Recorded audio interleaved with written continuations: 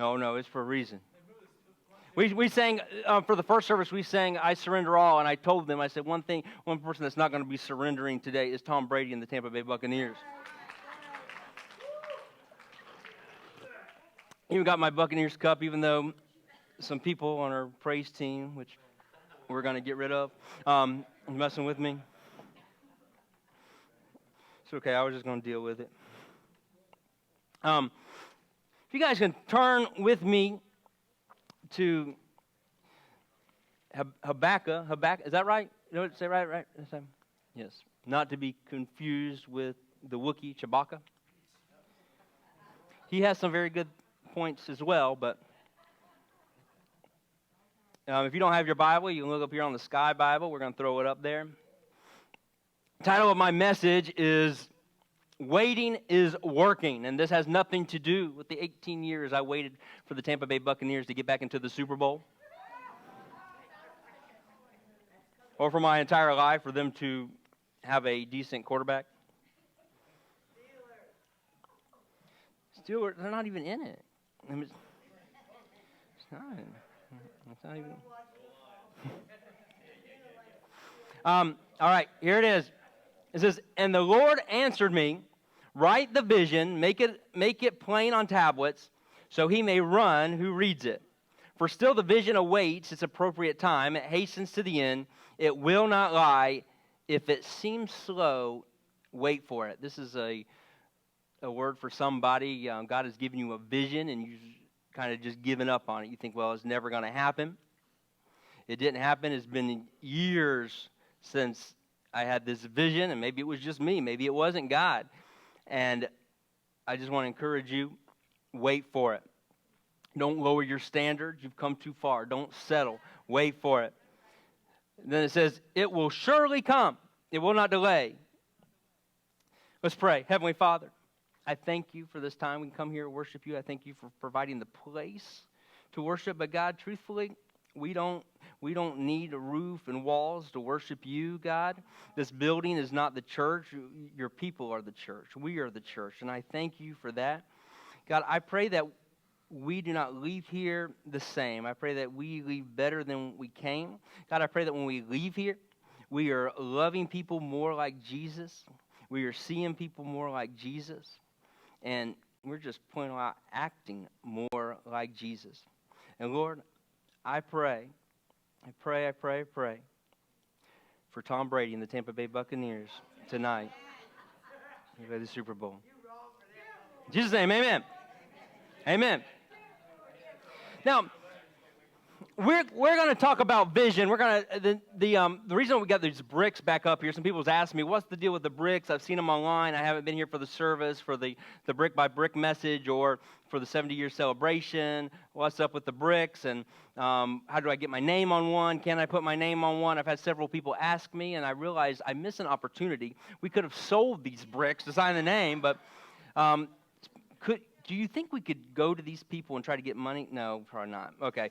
So what is it symbolic of saying, hey, I want to be a part of what God is doing in this house, and if God has put that upon your heart and you're going to be a part of this, I want to challenge you, come up here after service, put your name on a brick and move it over here to this side. We're going to do something with these bricks. We don't know yet what exactly. We have a couple ideas, but the next few times when it's my turn to speak, I'm going to be doing a series, probably the next 3 or 4 messages on brick by brick, and this is part 2 of brick by brick. When I wasn't around, obviously, the 70 years ago when they started Fairlawn Church, but I'm pretty sure after gathering information and talking to you guys and talking to former pastors and deacons and putting the puzzle together, I know that the vision for this house when it started was not to build a nice building and have a big gathering every Sunday and this be a social club. The reason that Fairlawn Church started is because a group of people realized there is a hurting, dying community out there that needs Jesus. And in the same way, here in 2021, well, the vision is pretty much the same. We're here because there is hurting, lost, and dying people out there, and we want to win the community. I say it all the time. This really isn't even for us.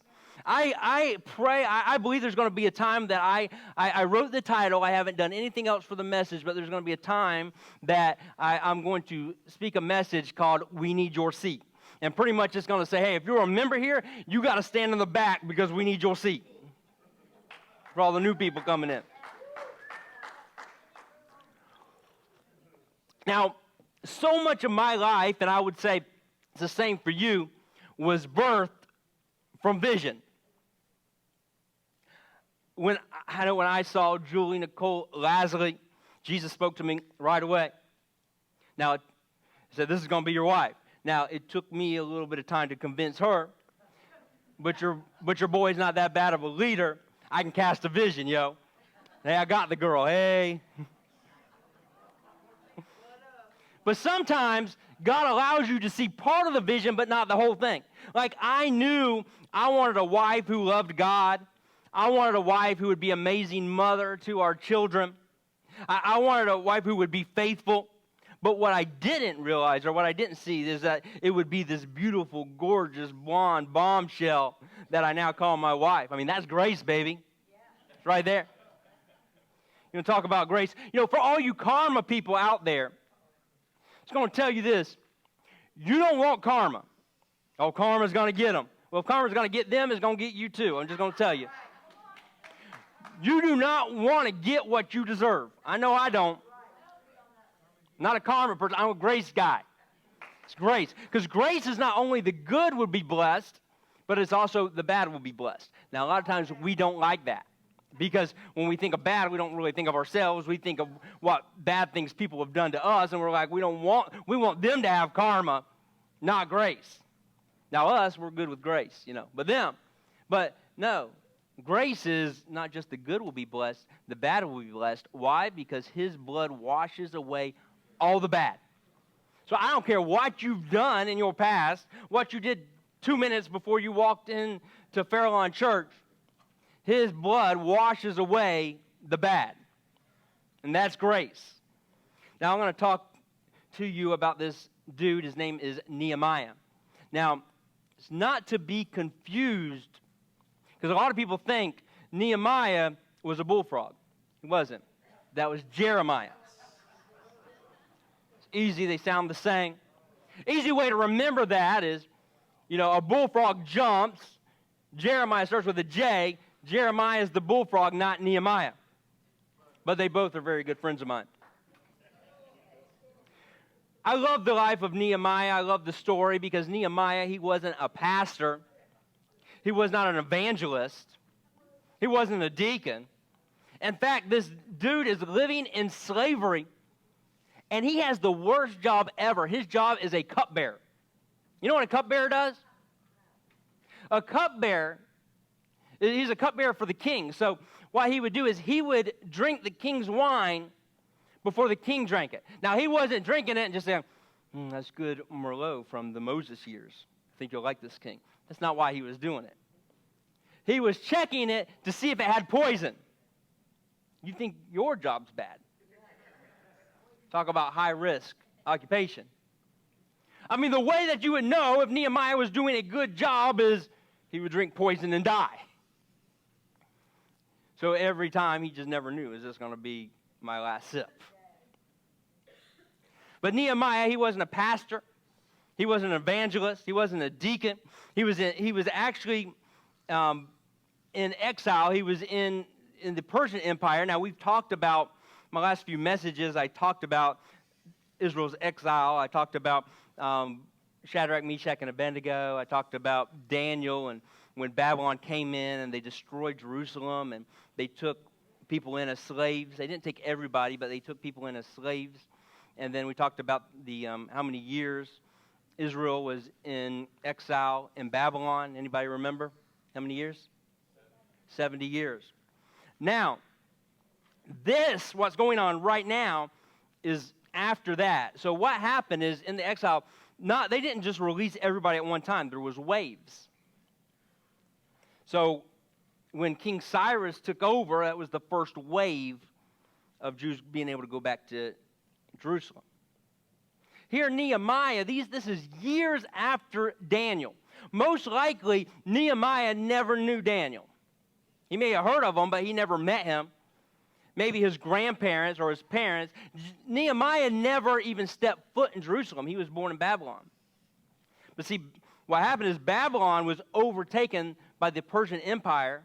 They took them over, and now Babylon and all these other regions are ran by the Persian Empire. And there was this king, and his name was Artaxerxes. And Nehemiah was the cupbearer for this king. And there's already been 2 waves of people sent back to Jerusalem. And Nehemiah, and what happened is when they sent back to Jerusalem, here was the problem. When Babylon went in and took over Jerusalem, they made a muck. They ran havoc. They just tore it all up. So now you have these Jews going back to Jerusalem, but it's in shambles.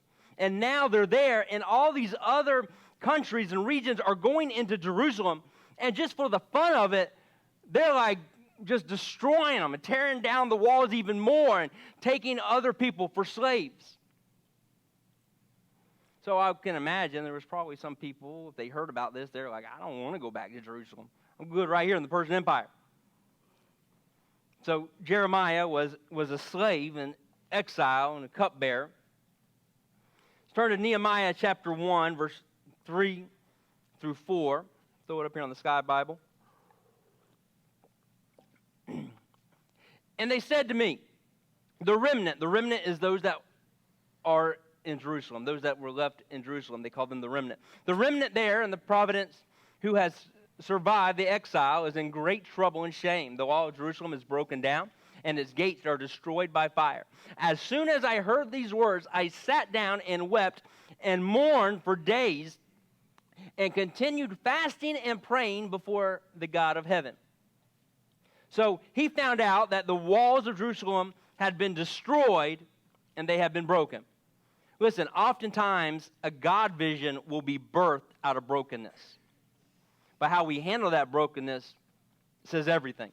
And I'm not talking about our personal brokenness. You ever gone to a place like you go to, like, say, a grocery store, and like there's pieces of the tile coming up and paint peeling off, and you're like, man, this place is a mess. I mean, I don't know if I want to buy my groceries from here. Well, you know, that happens in church too.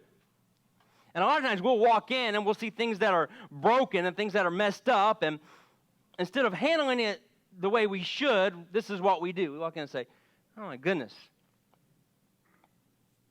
who mows the grass here? Why are these bushes trimmed up? Who paints the sidewalk black? Why is there cobwebs up here? Why is the paint peeling up in the front? I have no idea why. And what we do is we just start complaining. Now here's the thing. You're like, well, Jimmy, listen. Somebody has to point it out. And I'm just being real and I'm pointing it out. How would you fix it if you didn't know? Well, here's the difference. Because a lot of times, the things that are put upon your heart and the brokenness that you see, well, that's God showing you, hey, you're supposed to do something about it. I mean, we're doing this as a family. We're doing this together as a team. There may be some things that God doesn't point out to Pastor Mark and I or to our deacons. Maybe he pointed out to you. Not to complain about it, do something about it. Here's how you know if you're complaining or not, is if you're complaining about something with no solution in mind. A lot of times we want to complain about something, drop the mic, and walk away. Say, yeah, now they'll do something about it. No, they won't, because you're supposed to be the one doing something about it. Often your frustration is an indication of what you're called to. But instead of being the solution, we just complain about the problem. Now, make no mistake here, Nehemiah is not weeping over broken walls. He's not weeping over pews or chairs. He's not weeping over new carpet. He's not weeping over the color of the walls. He's not weeping over a crack in the foundation. He's weeping over broken people. And We aren't asking volunteers today when we have our lunch meeting.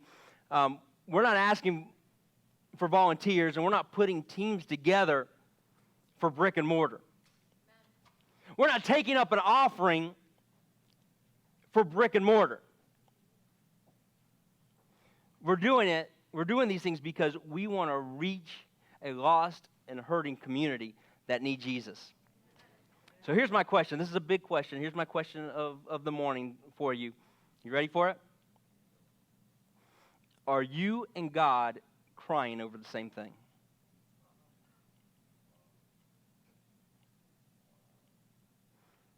Right now, there are people who are lost. There are people who are hopeless. There are people who are dying. There are people who do not know Jesus. And right now, in 2021, I believe this is our moment to build. How? Brick by brick, with Jesus being our chief cornerstone. Nehemiah gets this vision of rebuilding the wall, and what does he do?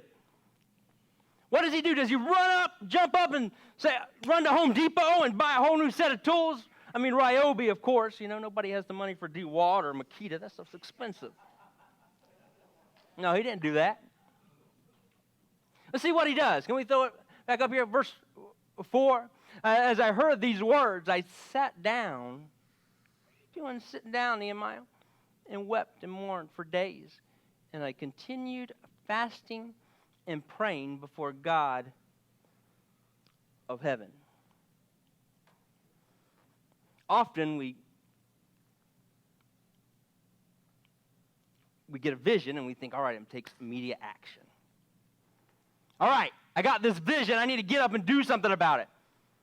But can I tell you, we must trust the timing and provision of God. Nothing is worse than getting the right thing at the wrong time. And what happens when you rush and build something? It's weak, right? Listen, I got people all the time say, you know what? This is what we need to get a lot of people in here. This is what we need to fill the seats. Can I tell you something? I am not at all concerned about the speed of our growth, but I'm extremely concerned about the strength of our growth. And I believe with God's help, with God being our chief cornerstone, we are building something strong that will never be able to be torn down. Because it's not about a building. Yeah, they can tear down the building, of course. Anybody with a bulldozer can do that. But the church it's us. It's you and me doing this thing brick by brick. Well, how long do I have to wait? I checked how long Nehemiah had to wait. 4 months. 4 months after having this vision. That was nothing, though. Moses had to wait 40 years. Joseph had to wait 2 decades. David had to wait years upon years before becoming king. So I think it's fair to say that your God vision is going to take anywhere from 4 months to 40 years. Vision rarely requires immediate action, but it always, always, always requires patience. A lot of times things don't happen right away or how we have planned, and we're just like, I'm just going to give up. So many visions die in the season of inactivity. I know, waiting hurts. I know waiting's hard, but we don't want to get in front of God. And waiting at times, it seems like work. Well, it is. It's kind of like our job. Waiting on God. But can I say this? Can I flip it around and say, waiting works? So what do I do? What do I do when I can't go any farther? What do I do when the burden gets too heavy? Well, we do what Nehemiah did, because when you can't stand, you kneel. Before you talk about it, pray about it. Before you tweet about it, pray about it. Miss Ann, I know you're a big tweeter. You probably don't even know what that is. Before you throw it on Facebook, pray about it. Before you gram it, pray about it. Prayer is what keeps vision alive. Vision expands in prayer. A lot of us, we just get the vision and we're like, whoa, let's go. And God's like, whoa, whoa, whoa. I was just showing you a preview. That happens in the third sing. You just jump up and start doing it. Now, my daughter Kinsley, she's 7 now.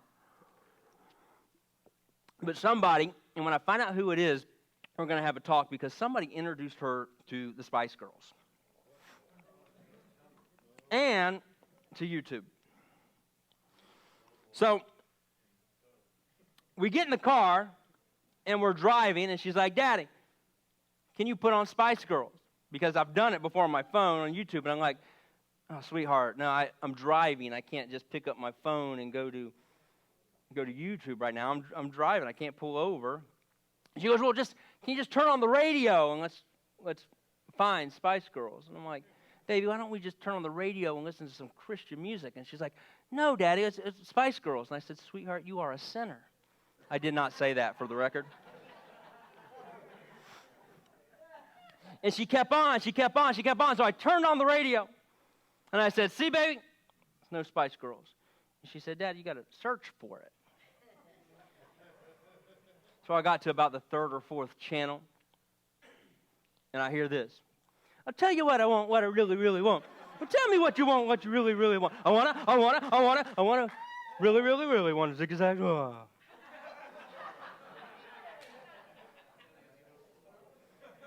I said, sweetheart, you are a prodigy and a prophet. Now listen to this, though. Regardless of if I turned to that channel or not, that song would have played. But Kinsley, because of what she said, I searched for it, and then I found it. You know, that's what prayer does, is through prayer, we will start to see things that we didn't even know was there. And as we get into that encounter with God, and it's not just a one-way thing. We don't just go to God and start giving him our Christmas list of things we want him to do, but it's supposed to be an exchange. We talk to God, and then he talks to us. And through prayer, that's when the plan is developed. And through prayer, we'll see things that, well, without prayer, we wouldn't see it. So Nehemiah, he drops to his knees and he begins to pray, and this is his prayer, Nehemiah 1:11. It says, and now, Lord, I ask you to listen to the prayer of your servant and to the prayers of your servants who delight in revering your name. I ask you, please prosper your servant today in granting him to receive favor for this man. So he prays for an opportunity. He knows God can part the Red Sea, right? He knows. He's heard about it. He knows God can part the Red Sea. But he also knows that God can provide the material to build the boat. You know, either way, we're getting to the other side.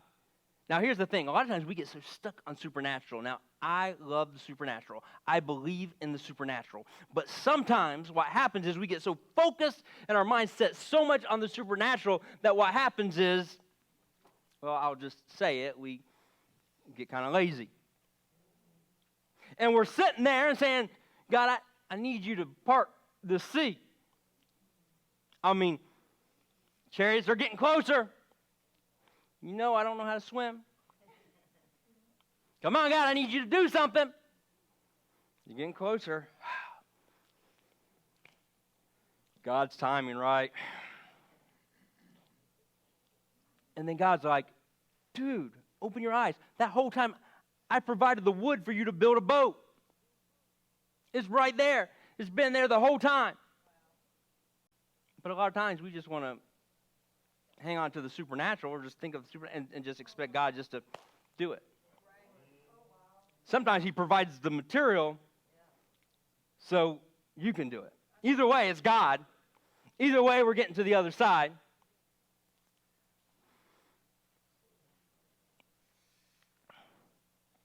Notice he doesn't just pray for opportunity, but he prays for favor. Let me ask you this. Favor with who? Favor with God? Favor with man? Well, I'm going to propose they go hand in hand. If you have favor with God, you're going to have favor with man. See, this is what we do. A lot of times it's a cop-out. It's like, well, I don't need favor with people. I got favor with God, and then we allow that to be like a ticket to, well, just be jerks to people. Well, I don't care what people think. I don't need people. I got God. Only God can judge me. Right. I hate to tell you, that's not true. I mean, people are going to judge you. Now, I'm not saying they should judge you. I'm not saying they're going to make the decision whether you go to heaven or not, but people judge, right? And let me ask you this.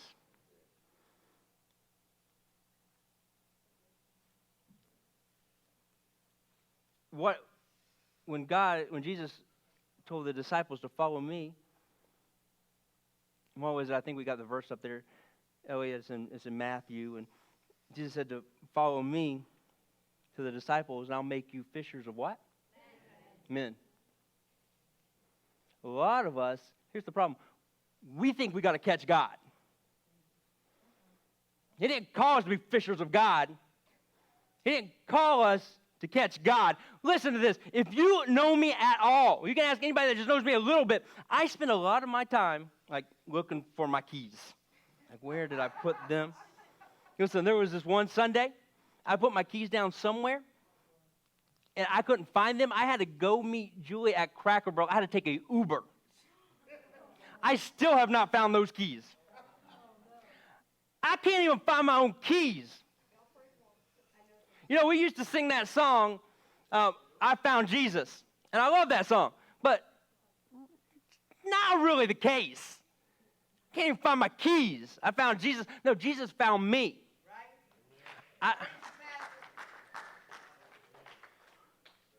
A lot of times, we're trying to catch God. We go from church service to church service, from church to church, from revival to revival, from crusade to crusade, conference to conference, trying to catch God. Trying to experience something we've never experienced before. Oh, I heard there's healing over there. I heard that people are falling out over there. I heard miracles are happening over there.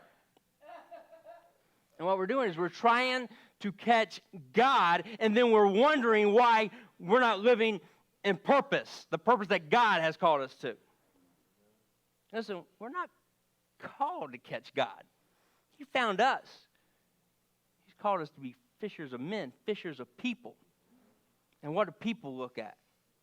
It's going to be really hard to catch anybody by being a jerk to them, right? It's going to be really hard to catch somebody with somebody coming into church and going, look what they're wearing. They don't even know the words of the song. What's going on here? You catch people that way. It goes hand in hand. You have favor with God, you have favor with people. Why? Because He's called us. Why would He not give us favor for something He's called us to? He's called us to catch people. He's called us to win the lost. Luke 2:50. Chapter 2, verse 52, it says, and Jesus increased in wisdom and in stature and in favor with just God, right? No? Oh, it does. And man. Well, why does He need favor with man? Because we're called to catch people. So, this is how do I know if I have favor? Well, this is how you know. It's simple. Favor doesn't force. Hey, have I told you lately about my gifts? Come over here. Let me tell you about all my gifts. Yeah, God gave them to me. I mean, I help, obviously. But come here, let me tell you about all the great things I can do and all my gifts. No, that's not favor. Favor doesn't have to market itself. Favor doesn't push. Favor comes. Favor's easy. Favor flows. Favor comes to you. And when you have favor, you don't have to market yourself. You don't have to put it all over Facebook. You don't have to try to create opportunity. Favor comes. Nehemiah says, I'm going to pray, but I'm also going to plan like God's going to do it. So many times we waste the season of waiting because we fail to plan.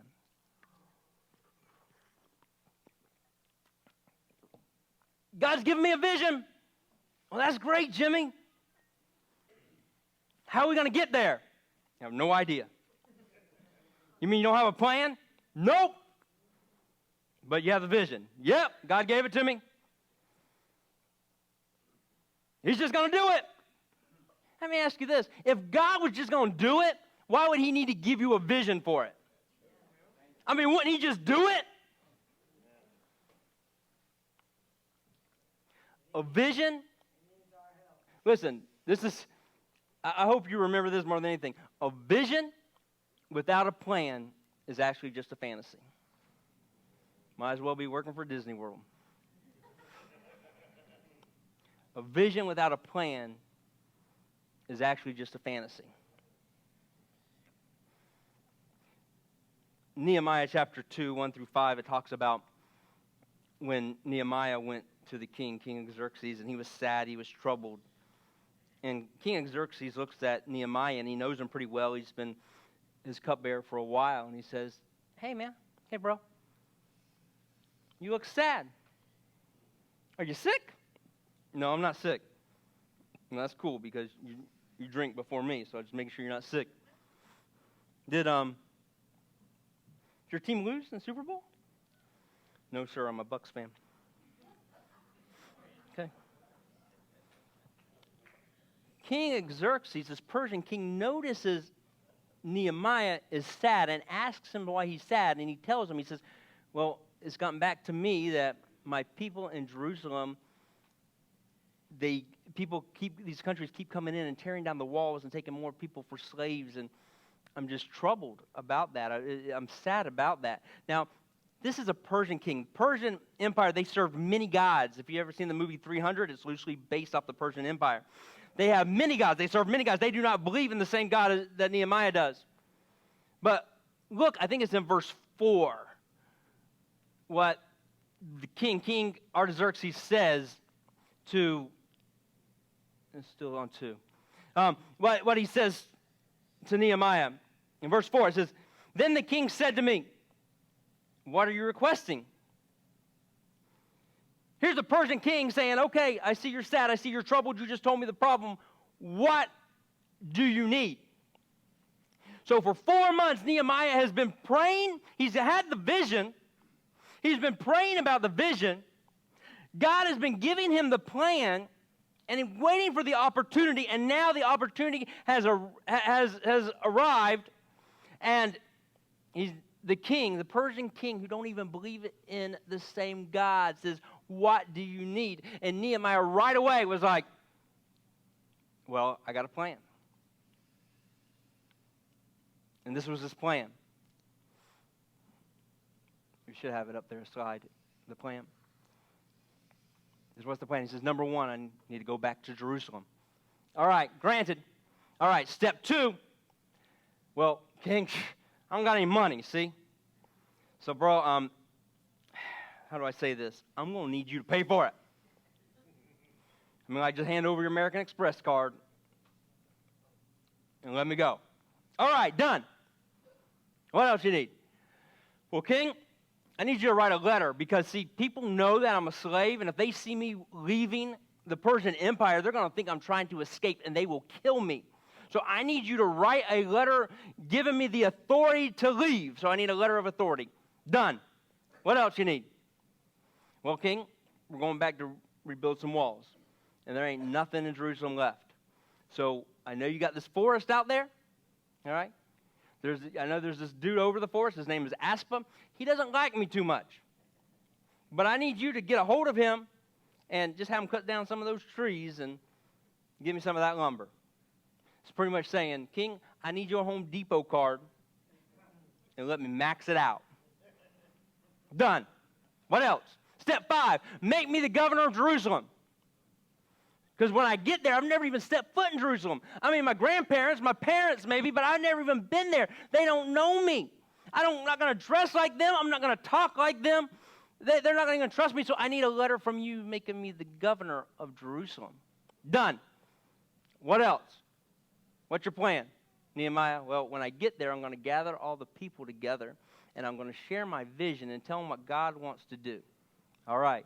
And then step 7, let's build something. But normally, this is what we want to do. We want to skip all 6 steps, go to step 7 and say, let's build something. Well, how are you going to build it? I don't know. Let's just build it. Well, Jimmy, why should I give you this job? Because I've been preparing my whole life for this. All right, Jimmy, why should I give you any money? Because, sir, I've stewarded well over little, and I'm going to steward well over a lot. All right, Jimmy, why should I date you? Because I'm extremely hilarious, and you'll be laughing all the time. Jimmy, why should I allow you to marry my daughter? Because, Mr. Lashley, I got a plan, and I'm going to treat her like a queen. When there's a vision, God's going to give you a plan. But sometimes you got to wait. But waiting is working. Listen, I love the open communication we have at this church, and there's been people that's come up, and I want to encourage you guys to share stuff with us. But sometimes we share stuff with us, and it's like, well, why hasn't it been done yet? Because it's just there's a plan in place. We got to get to that place where we can just do that, because if we do that now, it's just going to fall. I got a whole book of ideas I've had, ideas that Pastor Mark's had, ideas that you guys have given me. But we still got to follow the plan, and there will be a time and a place for those ideas. But if we just a vision without a plan, well, it's just what? Fantasy. It's just a fantasy. It's been about a year ago to this date, or maybe it was in January, actually, end of January. I had a look last year. I didn't know that we would be the pastors of Fairlawn. I didn't know any of this happened. I mean, this church's been around for 70 years. I've been around for 42 and lived here just about my entire life. I never even stepped foot at Fairlawn Church. It's really hard to believe that. The first time I ever preached here is the first time I ever stepped foot in here. I had no idea what was going to happen. We were just doing the same thing that God called us to do, and meeting on Saturday nights for the Blueprint Experience. And I introduced these 7 values that end up becoming the 7 values of TBE. When we go over into the fellowship hall, there's a big poster that shows the 7 values of them. I believe that it was definitely a God thing with that. We even got some shirts with it made on the back. Maybe you'll see them around. But these 7 values, I introduced those to TBE, and these are what they are. Is number 1, Jesus is our message. Number 2, people are our heart. Number 3, excellence is our spirit. 4, generosity is our privilege. 5, honor is our calling. 6, servant leadership is our identity. And 7, passion is our pursuit. And we didn't know exactly what happened next, but we knew that God had given us a vision, and He had given us a plan. What's so great is what God does a lot of times is gives you the plan, and then He goes, awesome, good job, guys. Y'all been following the plan. I'm just going to speed it up sometimes. Sometimes it seems like it's taking forever. Sometimes it's just like His warp speed, and that's what happened with this. And now Blueprint is a ministry of Fairlawn Church, and seeing it all merge and come together has just been beautiful, beautiful thing. Heather's over the Blueprint and doing an amazing job. I'm so excited what God's doing in every aspect of ministry of this church. And Mark and I talked about it, and we're going to be adopting. We're going to change some of the wordage and some of it, but adopting these 7 values and the core values of Fairlawn Church. Like I said, with some changes in some of the wording for it. But listen, you are not here by accident. I know I say that all the time. God put you here for a reason. He has called us together for this time. And I know at times it may seem like it's just crawling by.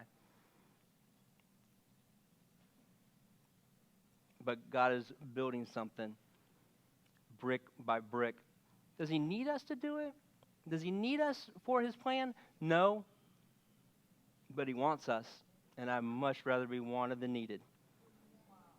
Much rather be wanted than needed. I pray my wife's not just staying with me because she needs me. I hope she's with me because she wants me. You know, Jesus, He's the the chief cornerstone, and you know what? He didn't have a fantasy to have a relationship with you. He had a plan. How do I know? It's John 3:16. He had a plan. He said, for God so loved the world that he gave his only Son, that whosoever believes in him should not perish, but have everlasting life. He had a plan. Thank you, Chantel. I forgot to call you up here. Play anything? Just, if you could make it something really spiritual and sound good, and it just always ties it together. But good.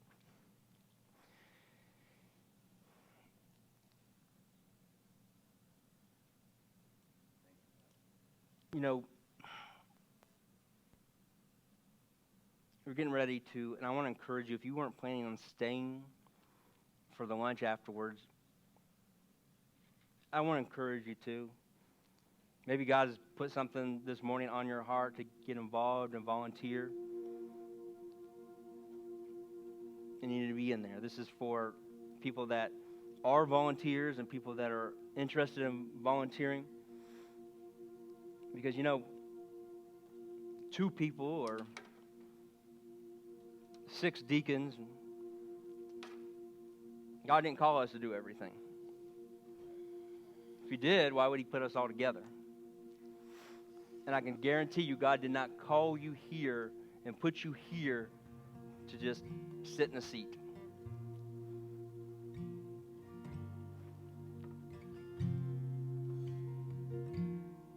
Because there's going to be a time where I'm going to go up to you and I'm going to say, Lisa, need your seat. Josh, need your seat. Mark, need your seat. Sorry, guys, I'm going to go stand in the back. So if you're here and you're just like, I'm just supposed to be here and just sit, taking up a chair, I'll tell you, you're wrong.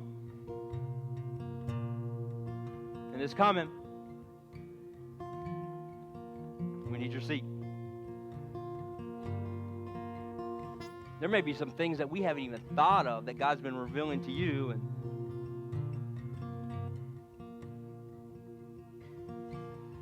he's not going to just reveal everything to us. It's teamwork. It's a family. We're going to put some teams together. Not just for the sake of putting teams together. Not just because we want to have some cute t-shirts or we want to create titles. I hope you're not after a title.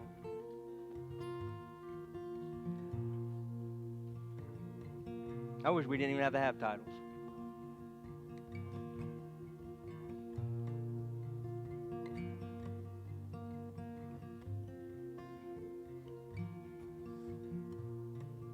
Let's put us all together. And we're putting these teams together. We're doing these volunteers because why? Because there's a plan in place. There's a vision. There's a plan. And we are going to plan like the vision is going to happen. I mean, what are we going to do? We get 500 people here, and we don't have any plan in place. Nobody's greeting them at the door. Hey, we're going to have a big dinner for anybody that's hungry, but oh yeah, we don't have anybody to make the food. There's no plan. Sorry, guys. Sorry. Look in the fridge. There may be something in there. Spoiled milk. It's good. We'll pray over it. Hey, listen. I'll tell you this. We have a lot of ministries here. The vision for this church, hear me out. The vision for this church is not to feed the hungry. The vision for this church is not to close the homeless. It's part of the plan, that's part of the ministry, but the vision for this place is, well, we want to be a training center. We want you just to come here. We want people to be trained so they can go out and tell people about Jesus. I'm not trying to, Pastor Mark and I ain't trying to hold on to you guys. Don't ever leave us. Don't ever leave us. No, I hope there's a time where I can say, oh man, I'm going to bless you out and praise God because you're going to go do some Jesus stuff. And the only way to do it is God's called you somewhere else, and we're going to be supporting you. What a shame if we just try to hang on to everybody and not allow God just to do his thing.